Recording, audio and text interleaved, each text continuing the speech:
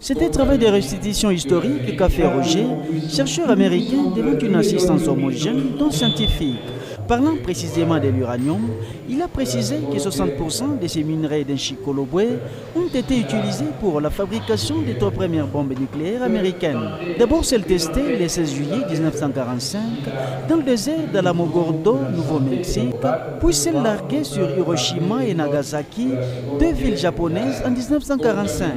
Les livraisons, elles, ont débuté en septembre 1942, soit quelques mois seulement après que les États-Unis eurent décidé de développer des armes nucléaires par contrainte d'un programme similaire en Allemagne. C'était un projet secret, mais c'était un projet très pressé, parce qu'ils avaient la conscience que dans cette période, les Allemands, leurs ennemis, ils étaient aussi en train de développer, ou d'essayer de développer un bombe atomique.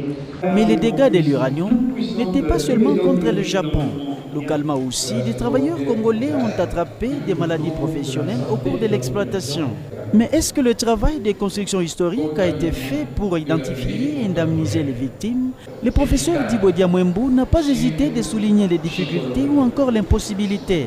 Le problème tient au contexte colonial, un contexte qui présentait les travailleurs congolais comme étant un simple outil de production. Lui dire donc les maladies professionnelles dont ils souffraient était une question taboue.